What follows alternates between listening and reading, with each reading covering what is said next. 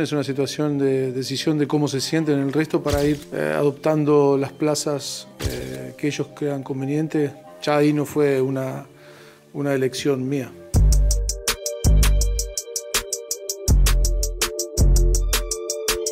Et bienvenue dans la quotidienne hier soir. Hier, tout court, c'était le dernier jour du mercato. On va en reparler dans quelques instants parce que hier soir, oui, il y avait le dernier match des huitièmes de finale de Coupe de France, l'affiche au Parc, entre le PSG et Nice. Et Nice a battu le PSG à l'issue de la séance de tir au but.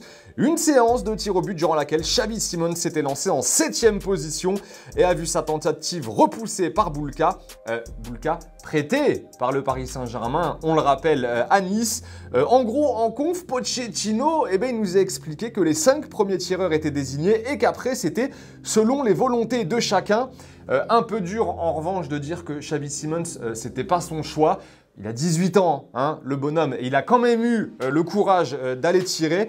En revanche, certaines voix s'élèvent pour dire qu'au moment où Simons a tiré, des joueurs comme Kimpembe ou encore Danilo Pereira n'avaient pas, quant à eux, tenté leur chance, malgré leur expérience, un peu plus que Xavi Simons.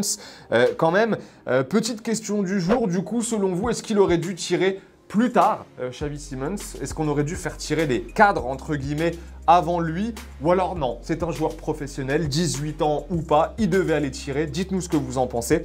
On en reparlera demain. Parce qu'on rappelle aussi, hein, quand même, que le 3e tireur côté parisien, Paredes, a vu aussi sa tentative arrêtée par Boulka. Voilà, il n'y a pas que Simons qui a raté son penalty hier.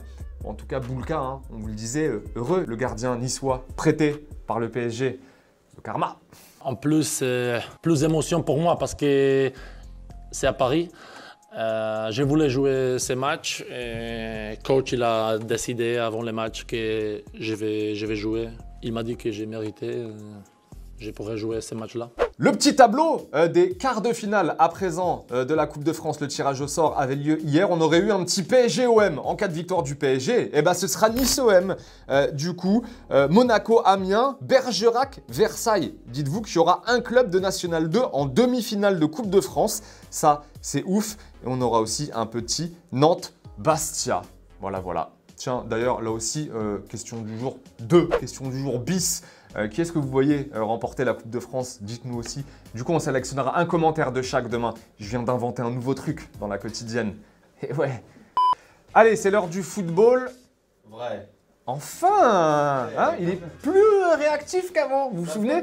Avant, je lui posais une question, il me répondait dans la quotidienne du lendemain. Maintenant, il est un petit peu au taquet. On démarre en D3 portugaise avec une pépite signée Mateus, joueur de Torrens. Voilà, magnifique reprise.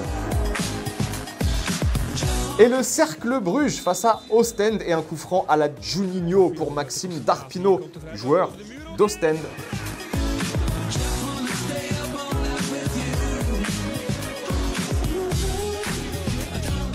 Le mercato donc, on y vient, il a fermé ses portes hier soir. 2 jolis coups réalisés par l'OL lors de cette dernière journée. Le retour en prêt à Lyon de Tanguy Ndombele et la signature de Romain Fèvre en provenance de Brest. Bon, Tanguy Ndombele donc prêté jusqu'à la fin de la saison, l'option d'achat 65 millions.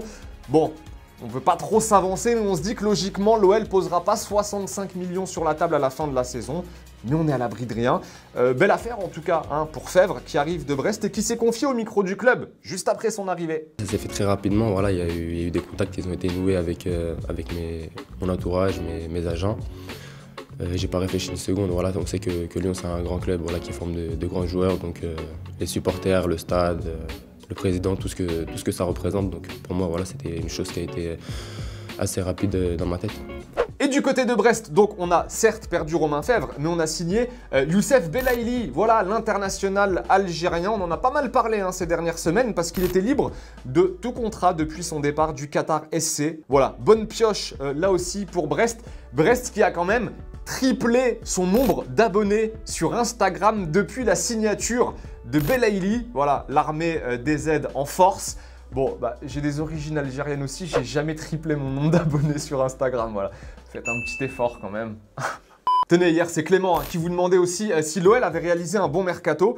Monsieur Owens nous dit non, pour toi, faut voir, hein, parce que l'OL a perdu un bon milieu. Guimarães, évidemment. Ndombele n'est plus à son meilleur niveau. Fèvre, malgré le talent hein, qu'on lui connaît, bah, faut encore qu'il confirme dans un club plus huppé que Brest. Donc tu doutes. Arm, il nous dit, j'imagine que sur le long terme, ce sera plutôt positif. Je crois plutôt en Romain Fèvre, mais pour le moment, ni Fèvre ni Ndombele n'apporteront autant que Guimarães. Et toi, tu nous dis que c'est Cacré qui va avoir, lui, beaucoup de boulot maintenant du côté des milieux def. Du côté des mouvements aussi, à l'étranger, Aubame a résilié avec Arsenal pour s'engager avec le FC Barcelone. Voilà, on a hâte de voir ce que ça peut donner Aubame au Barça. Le Barça qui cherchait une porte de sortie à Ousmane Dembélé jusqu'à hier, mais qui n'en a pas trouvé. Pour le moment, l'international français partirait libre, voilà, l'été prochain. Regardez, tenez, la une de Sport aujourd'hui. Fit Shadow pour Aubameyang, ça veut dire c'est signé, et Sekeda pour Dembélé, voilà. Bon, normalement, on utilise Sekeda quand le joueur s'en va, hein. Souvenez-vous, bon, Sekeda qui veut dire il reste, on le rappelle. C'est la fin de la quotidienne, les potos. On se retrouve demain, on se quitte en images et en musique. Et voilà, salut.